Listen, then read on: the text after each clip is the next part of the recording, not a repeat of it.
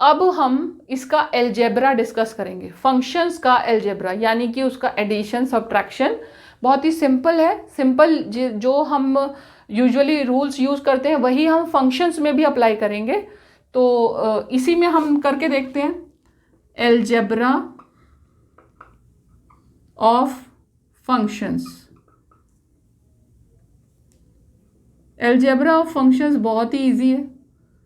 जैसे हमने किया, हम कह रहे हैं कि हमें फंक्शंस, दो फंक्शंस हैं, हमें उन्हें ऐड करना है।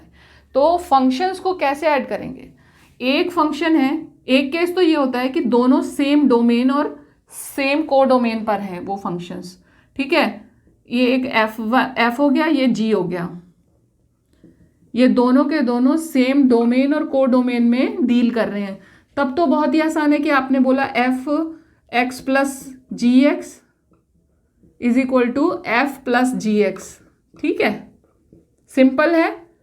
और ये फंक्शन जो है आपका एक्स से आर तक हो जाएगा for all x belonging to R, ठीक है। अगर ऐसा हो कि दोनों का डोमेन फर्क है तो क्या करेंगे?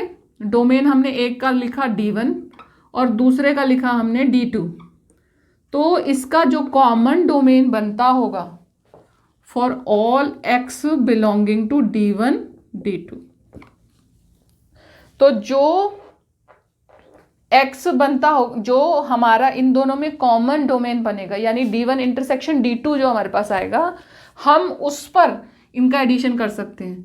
फंक्शन f प्लस जी, पहले तो हमने निकाल लिया इसका डोमेन, जो क्या आया, D1 इंटरसेक्शन D2 आया इसका डोमेन, ठीक है, क्योंकि इनके पास तो कोई कॉमन डोमेन था नहीं, तो इसको फिर हम ऐड कर देंगे।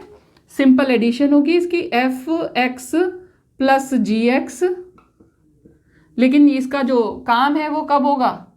केवल और केवल इसका जो डोमेन बनेगा वो ये बनेगा, for all x belonging to D1 intersection D2, ठीक है। सिंपल है, सिंपल एडिशन है। लेकिन जब आपके पास डोमेन फर्क है तो आप सिंपली लिख सकते हो, लेकिन वो डोमेन सेम है तो आप सिंपल लिख सकते हो। लेकिन डोमेन का फर्क अगर है, एक का डोमेन अलग है, एक का अलग है, और दोनों में जो कॉमन एलिमेंट्स होंगे वहीं पर तो आप फंक्शन का इस्तेमाल कर पाओगे, क्योंकि एक फंक्शन अगर एक डोमेन में काम कर रहा है, जरूरी थोड़ी है दूसरे डोमेन में भी के एलिमेंट्स को भी सेटिस्फाई कर सके। तो जब इनके जो दो कॉमन हम इंटरसेक्शन में ले लेंगे और फिर उसके ऊपर ये फंक्शन वर्क करेगा। चलिए, आप अगर इसे नोट करना चाहते हैं तो पॉज करके नोट कर लें।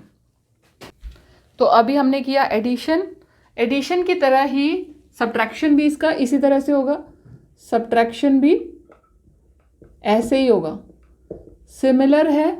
फंक्शन x से r पर है, g x से r पर है, यानी कॉमन डोमेन है, तो F X minus G X is equal to F plus G X, ठीक है, for all x belonging to r। हम रियल में डील कर रहे हैं, x बिलोंगिंग टू r होगा। अगर सॉरी मैंने f माइनस जी होना था यहाँ पे। तो अगर हम वही कि हम हमारे डोमेन्स अलग अलग हैं, D1 इंटरसेक्शन D2 कर देंगे। अगर इसका डोमेन D1 है f का और इसका D2 है g का, तो D2, तो कॉमन डोमेन निकालेंगे, वो क्या होगा, D1 इंटरसेक्शन D2 होगा। और फिर जो हमारा फंक्शन का जो भी अलजेब्रा हम यूज कर रहे हैं, मतलब जो हम ऑपरेशन कर रहे हैं इस पर प्लस माइनस का, वो D1 इंटरसेक्शन D2 को डोमेन लेके होगा, ठीक है, minus G X is equal to F minus G का X for all x belonging to D1 intersection D2। इसी तरह से प्रोडक्ट होगा, सिमिलर टाइप की बात है, प्रोडक्ट में भी यही चीज़ है। एफ और जी का हमने प्रोडक्ट निकाला, उसको हम पॉइंट वाइज मल्टीप्लिकेशन भी कहते हैं। एफ एक्स और जी एक्स, जब हम दो फंक्शंस को मल्टीप्लाई कर रहे हैं तो उसे हम पॉइंट वाइज मल्टीप्लिकेशन भी कहते हैं। प्रोडक्ट लिख लो या फिर point wise multiplication, point wise multiplication, ठीक है। आपने इन दोनों ही बातों का एक ही मतलब है, दो फंक्शन है एफ एक्स जी एक्स, इनको आपने मल्टीप्लाई किया, आंसर होगा F G X for all x belonging to R same चीज़ होगी, यहाँ पर भी केस होगा वही है कि x से r में जा रहा है, x से r में जा रहा है, तो सेम हो जाएगा, फंक्शन वही हो जाएगा, एफ जी x से r में ही जाएगा। लेकिन अगर डोमेन फ़र्क है तो F G x D1 intersection D2 से r में जाएगा। ठीक है, ये हो गया। अब क्या है कि हम फंक्शन को कई बार स्केलर से भी मल्टीप्लाई करते हैं। स्केलर का मतलब क्या होता है, जिसमें फंक्शन का इस्तेमाल नहीं हो रहा, वो जो वेरिएबल को यूज़ नहीं कर रहा, कोई कांस्टेंट है, उसे हम फंक्शन के साथ मल्टीप्लाई कर दें। मान लो एक अल्फ़ा ले लिया हमने, अल्फ़ा A2 ABCD कुछ भी लिख सकते हैं, अल्फ़ा बीटा गामा कुछ भी लिख दो। अल्फ़ा को हम मल्टीप्लाई कर रहे हैं fx से, तो ये तो सिंपल है, आपका जो भी फंक्शन है उसमें सिंपल आप अल्फ़ा से मल्टीप्लाई कर दोगे, आपका आंसर आ जाएगा। सिंपल है, बिल्कुल सिंपल, कोई मुश्किल का ऐसा काम नहीं है इसमें। अब मैंने सारे कॉन्सेप्ट्स आपको क्लियर कर दिए। अब हम करेंगे एक्सरसाइज 2.3। अब हम करेंगे अपनी एक्सरसाइज, फंक्शन से रिलेटेड एक्सरसाइज 2.3। बहुत इजी एक्सरसाइज दी हुई है, इसमें जितना फंक्शन के कॉन्सेप्ट्स हैं वो सारे कॉन्सेप्ट्स इतना यूज़ भी नहीं हुए हैं, बहुत ही छोटी सी एक्सरसाइज है। तो करते हैं हम। क्वेश्चन नंबर 1 है हमारे पास, which of the following relations are functions. तो क्वेश्चंस आपको आपकी स्क्रीन पर एक साइड दिखेंगे, आप वहां से रीड कीजिए। Which of the following relations are functions, give reasons, if it is a function determine its domain and range. अब इन्होंने 3 वो दिए हमें रिलेशन, 3 रिलेशन दे रखे हैं। एक है 2 1 5 1, ये रिलेशन की रोस्टर फॉर्म गिवन है, और हमें इसमें से बताना है कि ये एक फंक्शन है या नहीं है। अगर फंक्शन है तो इसके डोमेन और रेंज क्या है।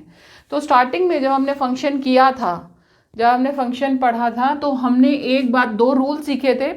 वो रूल्स क्या थे? पहला रूल ये था कि जो हमारा फर्स्ट एलिमेंट है वो किसी भी ऑर्डर्ड पेयर में रिपीट नहीं होगा, यानी कि वो एक ऑर्डर्ड पेयर में एक बारी फर्स्ट एलिमेंट आ गया, वो दूसरे में नहीं आएगा। ठीक है। और दूसरा रूल क्या था? दूसरा रूल ये था कि सारे के सारे एलिमेंट्स जो हैं वो जो डोमेन के जितने भी एलिमेंट्स हैं वो सब के सब किसी ना किसी ऑर्डर पेयर में अपीयर होंगे। तो पहला हम देखते हैं, देखिए कि यहाँ पर कहीं पर भी फर्स्ट एलिमेंट रिपीट नहीं हो रहा। इन सारे ऑर्डर्ड पेयर्स में फर्स्ट एलिमेंट कहीं पर भी रिपीट नहीं हो रहा है, तो ये एक फंक्शन होगा, इसे हम एक फंक्शन मान सकते हैं। ये एक फंक्शन होगा, yes it is a function. अब फंक्शन ये है तो डोमेन और रेंज क्या होगी? तो डोमेन क्या होता है? फर्स्ट एलिमेंट्स जो हैं जितने भी वो सारे कलेक्ट कर लो, वो डोमेन हो जाएगा, क्योंकि वहीं से तो फंक्शन स्टार्ट हो रहा है। 2 5 8 11 14 और 17। ठीक है।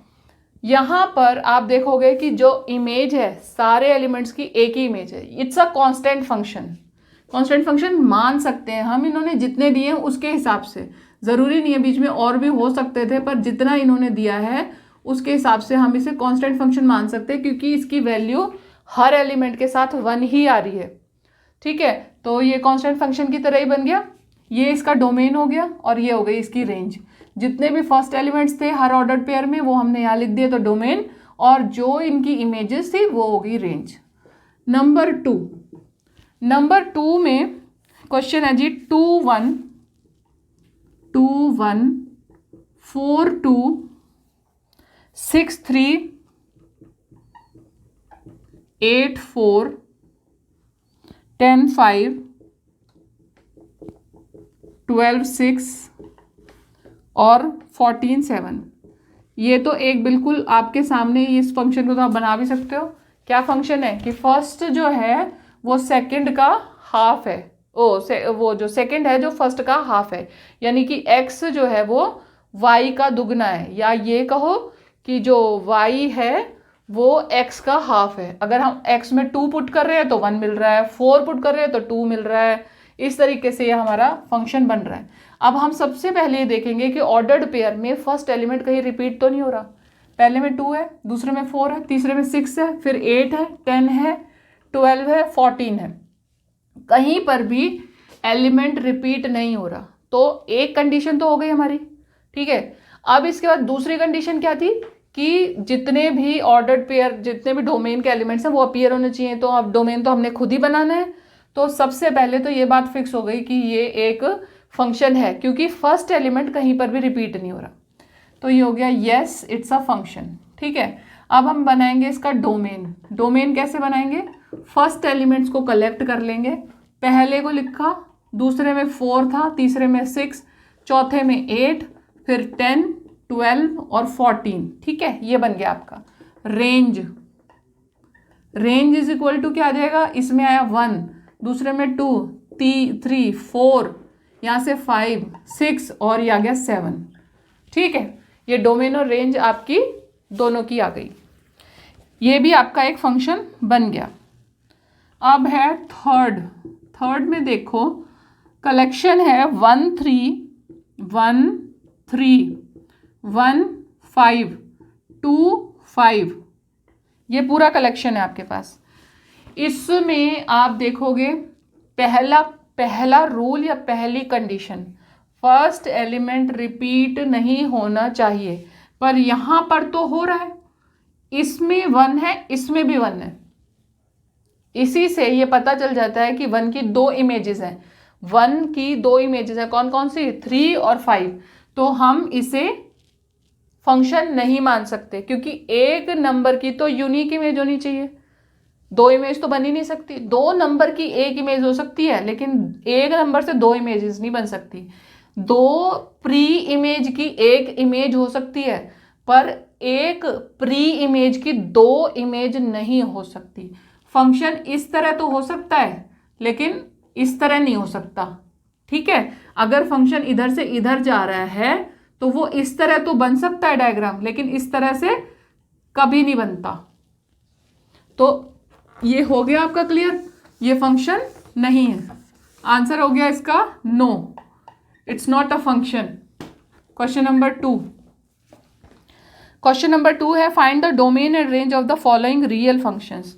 अब हमें डोमेन और रेंज बतानी है। देखो, minus of mod x, minus of mod x में देख, पहले इन्होंने क्या कहा है? री for all x belonging to R, यानी सारे रियल नंबर्स का वो यूज हो रहा है। तो हमारे पास इसका डोमेन क्या है? डोमेन तो हमारे पास आर होगा ना पूरा, क्योंकि हम तो एक्स के रियल फंक्शन सारे रियल नंबर सारे यूज कर रहे हैं ना। तो डोमेन तो हमारा हो गया आर, सिंपल। डोमेन तो हो गया आर। रेंज क्या होगी इसकी? यूजुअली जब आप मॉडुलस फंक्शन करते हो, अभी हमने पढ़ा कि मॉडुलस फंक्शन क्या होता है? किसी भी नंबर का पॉजिटिव आपको मिल जाता है। अब उस पॉजिटिव पे एक नेगेटिव भी लग गया, तो आपके पास वैल्यू क्या हो गई? हर हालत में नेगेटिव। यानी कि आपको पॉजिटिव भी मिल रहा होगा ना, तो उसकी वैल्यू नेगेटिव बन के मिलेगी। मतलब आप उसको पॉजिटिव भी दे रहे हो तो वो आपको नेगेटिव दे रहा है। तो इसका रेंज क्या होगा? रेंज होगा सारे के सारे जितने भी नेगेटिव रियल नंबर्स हैं वो इसकी रेंज में आ जाएंगे। ठीक है, जब 0 रखेंगे तो 0 हो जाएगा, बाकी इसके सारे के सारे नेगेटिव नंबर्स इसकी रेंज में आ जाएंगे। या तो इसको लिख दें हम ऑल नेगेटिव नंबर्स लिख दें, या हम इसको इस तरीके से लिख दें। ठीक है, या तो हम इसको ऑल नेगेटिव नंबर्स लिख दें, या तो फिर हम इसको इस तरीके से लिख दें। दोनों बातों में मतलब दोनों एक ही तरह की बात है, कोई फर्क नहीं है। नंबर 2, ये तो पार्ट 1 था। सेकंड का पार्ट 2 है f(x) is equal to √9 minus x square for all x belonging to r। ठीक है, अब देखिए all x belonging to r यानी कि रियल नंबर्स की बात है। फंक्शन जो है वो रियल नंबर में है। रियल नंबर यानी उसका जो आंसर है वो भी रियल में ही आएगा। तो जब रियल में आएगा तो x हमेशा हर हालत में 9 से छोटा होना चाहिए, क्योंकि अगर ये नेगेटिव हो गया तो आंसर जो है वो नेगेटिव में हो जाएगा, तो कॉम्प्लेक्स नंबर बन जाएगा, तो वो आपका रियल नंबर नहीं रहेगा। तो आपको आपकी जो डोमेन है वो डोमेन कहाँ तक होगी? वो डोमेन आपकी इतनी ही होनी चाहिए कि x² की वैल्यू 9 तक पहुँचे, बस 9 से ऊपर ना जाए, उसके बराबर तक तो पहुँच सकती है। तो डोमेन निकालने के लिए हमने क्या किया? डोमेन निकाला, हमने लिखा x square is less than equal to 9, या इसको इक्वल करके निकाल लेते हैं, ठीक है। तो x कितना हो जाएगा, या तो -3 या तो 3, ठीक है, या तो -3 या तो 3, इन दोनों, या तो वो -3 तक जाएगी या तो 3 तक रहेगी, क्योंकि -3 को भी स्क्वायर करो 9 बन जाएगा, 3 को करो तो भी 9 बन जाएगा। अब देखो इस पर हमने ये लाइन ले ली, इस पर देखो यहाँ पर है ये -3, ये है 0 और ये है 3। अब अगर आप -3 से इधर की वैल्यू डालोगे तो भी आपकी वैल्यू ज़्यादा हो जाएगी। -3 से इधर डाला आपने, -4 डाला, उसका स्क्वायर कर दिया तो पॉजिटिव हो गया, 4 का स्क्वायर कर दिया पॉजिटिव हो गया, 16 बन गया, तो ये नेगेटिव बन गई। इधर की तरफ आप करोगे तो ये भी एक, यहाँ तो ऑब्वियसली आपके फिर पॉजिटिव बन ही जाएगा, तो आपकी वैल्यू अल्टीमेटली क्या आ रही है, नेगेटिव आ रही है। तो यानी कि इस इंटरवल के अंदर अंदर की जो वैल्यू है वो आप जब यूज़ करोगे तो आपका फंक्शन रियल रहेगा। तो आपका डोमेन क्या बनेगा, इसके ये जो इंटरवल एक तरह से बन गया कि x की वैल्यू जो है वो -3 और 3 के बीच में आनी चाहिए, ये ही आपका डोमेन है। आपका डोमेन क्या हो गया, -3 और 3 के बीच में आपकी वैल्यू आनी चाहिए। रेंज क्या होगी इसकी, देखो रेंज में क्या है कि आप अगर -3 पुट करो तो ये 0 हो जाएगा, 3 पुट करोगे तो भी 0 हो जाएगा, और आखिरी वैल्यू 0 अगर पुट करोगे तो 3 आ जाएगा। तो आपको या तो इसकी सबसे बड़ी वैल्यू क्या मिलेगी, 3, अगर x की वैल्यू हम 0 पुट कर देते हैं तो, या सबसे छोटी वैल्यू क्या मिलेगी, 0। तो x की वैल्यू क्या हो जाएगी, 0 और 3 के बीच में। ये रेंज हो गई, ये डोमेन हो गया। आप इसे पॉज करके नोट कर लो। अब है question number 3, a function f defined by f(x) is equal to 2, 3 का f फंक्शन दिया हुआ है 2x प्लस 2x माइनस 5, ठीक है, 2x माइनस 5 फंक्शन है, और अलग अलग वैल्यू दे रखी है x की, बस आपको फाइंड आउट करना है। तो फर्स्ट पार्ट है f0, सेकंड है f7, और थर्ड क्या है f-3, ठीक है। f0 में आप वैल्यू पुट करो, 2 इंटू में 0 पुट करो, -5 कर दो, आंसर क्या आ गया, -5 आ गया। यहाँ पे 7 पुट करो, 2 इंटू में 7 कर दिया, -5 कर दिया, 14 माइनस 5 क्या हो गया, 9 हो गया। और -3 पुट कर दो तो ये क्या हो गया, 2 मल्टीप्लाई -3 -5, -6 -5 इज इक्वल टू -11 हो गया। क्वेश्चन नंबर 3 भी हो गया आपका। फोर्थ है function t with maps temperature in degree Celsius into temperature into degree Fahrenheit. तो इन्होंने लिखा है, देखो TC दे रखा है आपको, और इसकी इक्वेशन गिवन है जो सेल्सियस को फ़ारेनहाइट में कन्वर्ट करती है, ये हो गई आपकी। अब इसमें इन्होंने कुछ नहीं, बस कुछ C की वैल्यूज़ आपको गिवन है, वो आपको पुट करनी है, वैल्यू फाइंड आउट करनी है। पहली है जी T0, ज़ीरो पुट कर दो, C में 0 पुट कर दो, क्या आंसर आ गया, 32 रह गया, ये तो 0 हो गई टर्म पूरी की पूरी। सेकंड है 28, 9 मल्टीप्लाई 28/5 प्लस 32, इसे आप सॉल्व कर लोगे, आपका आंसर आपके पास आ जाएगा 412/5, ठीक है। थर्ड है T में टेम्परेचर पुट किया इसने -10, -10 पुट कर दो, 9 के साथ -10 लगा दिया, 5 हो गया, प्लस 32 हो गया, इसको कैंसिल कर दिया, -2 -18 प्लस 32, आंसर क्या आ गया आपके पास, आपके पास आंसर क्या आ गया, 14 आ गया आंसर आपका, ठीक है। ये भी हो गया। फोर्थ है value of C when TC is equal to 212। इसमें हमें C की वैल्यू निकालनी है। TC की वैल्यू हमें गिवन है 212। 212 कितना, 9C/5 प्लस 32। आप इसे पूरे को सॉल्व करोगे और आपको आंसर इसका मिल जाएगा, C इज इक्वल टू 100 आ जाएगा, ठीक है। अब है क्वेश्चन नंबर 5। क्वेश्चन नंबर 5 बहुत ही आसान है। Find the range of each of the following function. Simple है, आपको रेंज बतानी है केवल। पहला पार्ट फंक्शन नंबर 1 क्या है, x 2 minus 3x, 2 minus 3x, और डील कर रहा है ये रियल नंबर पे 2 माइनस 3x। इसकी आपको रेंज बतानी है। रेंज कैसे पता चलेगी आपको इसकी, कि x इन्होंने कहा है पॉजिटिव है।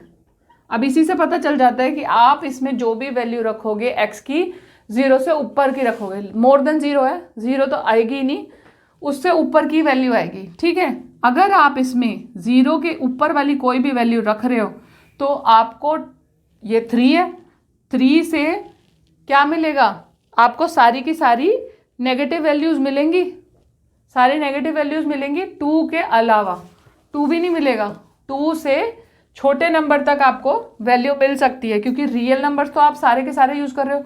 अगर मान लो आप यहाँ पर 0 से थोड़ा सा ऊपर वाली वैल्यू यूज़ कर रहे हो, ये 0 है, नंबर लाइन पे इधर देखो, यहाँ पर आपने यूज़ करा 0.1 यूज़ कर लिया, 0.1 यहाँ पर यूज़ करोगे तो आपको यहाँ जो वैल्यू मिलेगी वो 2 से, ये 3 से मल्टीप्लाई करो, 0.3, 2 में से घटा दो इसको, है ना, तो 2 से थोड़ी सी छोटी वैल्यू मिलेगी, इसलिए 2 तो मिलेगी ही नहीं।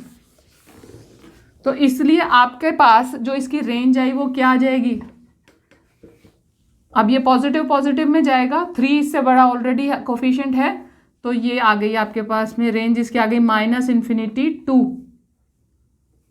ये आपकी रेंज आ गई फंक्शन की, फर्स्ट फंक्शन की, क्योंकि नेगेटिव में ही जाता जाएगा, ये नेगेटिव में ही जाएगा, क्योंकि 3 ऊपर जो 3 मल्टीप्लाइड है x के साथ, वो इसकी वैल्यू को हमेशा 2 से बड़ा ही रखेगा, और ये तो पॉजिटिव है ही, तो ये इससे हमेशा नेगेटिव वैल्यू आती रहेगी। समझ में आ गया। अब है second part, f(x) is equal to x² plus 2, f(x) is equal to x² plus 2 for all x belonging to r। अब इसमें ऐसा कुछ नहीं दे रखा कि x जो है वो पॉजिटिव है, नेगेटिव है, रियल नंबर है, बस इतना पता है। लेकिन ये बात आप देखो कि इसमें जो है ना x² है, x² का मतलब है कि आप x में नेगेटिव पॉजिटिव कोई भी वैल्यू पुट करोगे, इसकी वैल्यू पॉजिटिव ही होगी। और अगर आप 0 भी रखोगे ना तो भी f(x) की वैल्यू कम से कम 2 होगी। तो 2 से स्टार्ट करके कम से कम 2 होगी जब हमने 0 रखा, और फिर नेगेटिव रखेंगे तो भी वो पॉजिटिव बन जाएगी स्क्वायर होके, तो कम से कम 2 होगी, और 2 से ऊपर ही ऊपर जाएगी।